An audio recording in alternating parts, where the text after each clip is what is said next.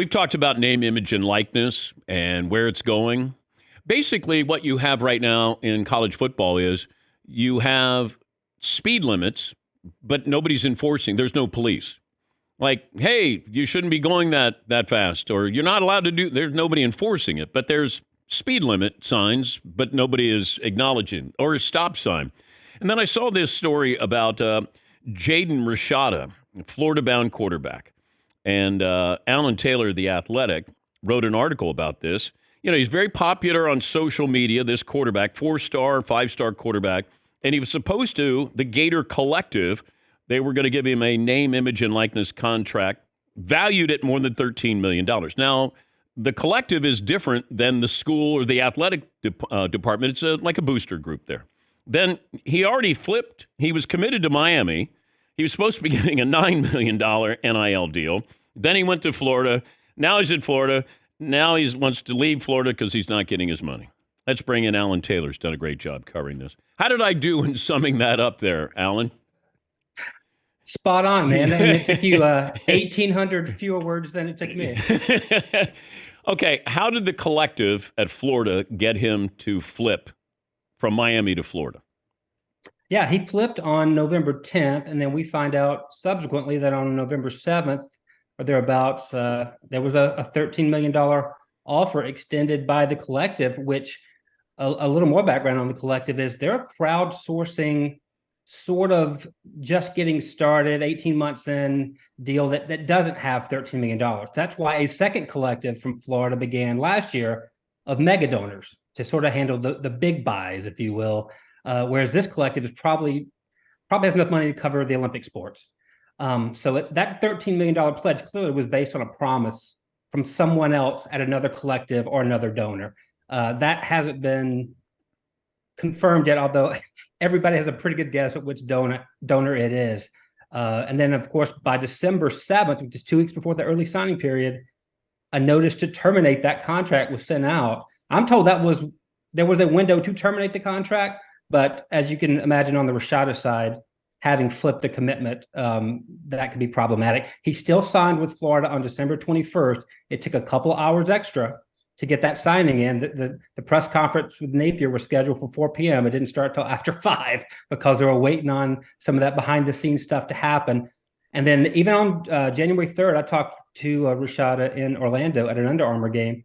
The kid was really excited about Florida. Had the formations already in his possession and was studying them. And then when it comes time to enroll last week, whatever renegotiations were going on didn't come to fruition, and now he's asked for a scholarship release. Yeah, I talked to a source yesterday when I told him we were going to be talking about this, and he said Florida is known in the college recruiting community as overpromising. And he said, not surprised about this, that they overpromised, and then you get on campus, now where you're going to go, and maybe you're going to get a different deal than what you thought. But is this legal? That you know, if you're recruiting with NIL, before he gets there, he knows that he's supposed to be making $13 million? It's totally against NCAA guidelines, but still and yet, every school I'm told is doing it to some degree. And they're parsing it where maybe you don't sign the contract until you're on campus, but it's promised. Billy Napier, both on the record and off, has been adamant that Florida doesn't want to entice recruits. He wants to take care of the guys who are on his roster and already in the building, which is really the genuine spirit of NIL. But at the same time, you know, this couple classes before they try to regulate this somehow, it's a high dollar value these recruits have. And, you know, one of the sources told me for that story you referenced that there's no way Billy Napier was going to make this kid the second highest paid person in the building. And truly, this Florida situation is not of the making of the athletic department, but it's entirely theirs to clean up, because you have to get all these different entities on the same page, because the headline says Napier and Florida lost a quarterback, not the Gator Collective. Why was the offer pulled?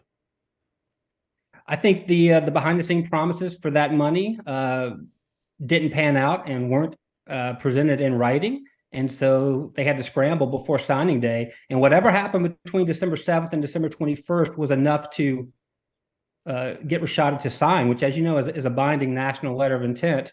But now he's asked for his release, and I fully expect Florida's just going to move on unless there's some really strong threat of litigation that might prevent them from just releasing him right off the bat. I think some of the parties behind the scenes want to be cleared of all responsibility on this. Is he worth it? No, he's not. And but then again, the market is what the market is, right? There were houses sold all across this country that weren't worth the bottom line the last few years. I talked to sources who had trouble believing that Miami was even offering him $9 million when he committed to Miami last summer. So it's hard for me to digest these numbers, and I know fans say they're not real. They are ludicrous, but in this case, it was offered. But then, quite frankly, when it came time to get him in school, they don't think he's a $13 million quarterback, which would be a 4 or 5 year term, by the way, not annually. No one does. Arch Manning isn't getting that kind of deal. Nico at Tennessee is apparently getting $8 million over 4 years, and that's probably the richest deal that's been signed yet. Can the NCAA investigate? Do they even have an investigative department for college football?